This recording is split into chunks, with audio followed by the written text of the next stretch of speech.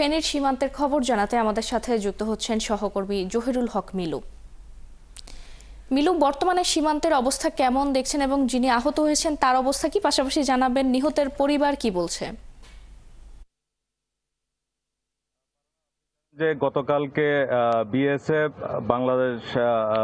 বাংলাদেশের যে বিজিবি দায়িত্বে রয়েছে তাদের কাছে যে একজন মারা গেছে তাকে হস্তান্তর করা হয়েছে। তার তার নাম হচ্ছে লিটন।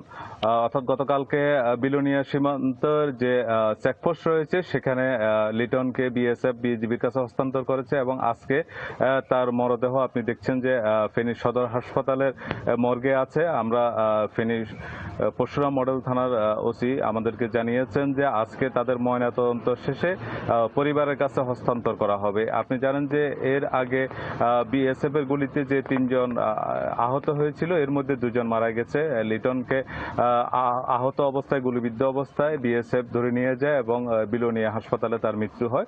গতকালকে রাত 9:30টার সময় তাকে বাংলাদেশে হস্তান্তর করা হয় এবং এর আগে আফসার আপনি জানেন যে গুলিবিদ্ধ অবস্থায় ফেনী সদর হাসপাতাল থেকে তাকে চট্টগ্রাম মেডিকেল কলেজ হাসপাতালে প্রেরণ করা হয়েছে। তার শারীরিক অবস্থা এখনো উন্নতি আছে বলে আমরা পরিবারের সূত্রে জেনেছি এবং এর পাশাপাশি আরেকজন মিল্লাত, সেও ফেনী 250 শয্যা বিশিষ্ট হাসপাতালের মর্গে আছে। দুইজনেরই আজকে ময়নাতদন্ত শেষে পরিবারের কাছে হস্তান্তর করা হবে বলে আমরা ফেনী পরশুরামের ভারপ্রাপ্ত কর্মকর্তা আমাদেরকে জানিয়েছেন।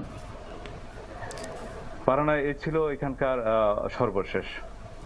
ধন্যবাদ মিলু আমাদের সঙ্গে যুক্ত হওয়ার জন্য।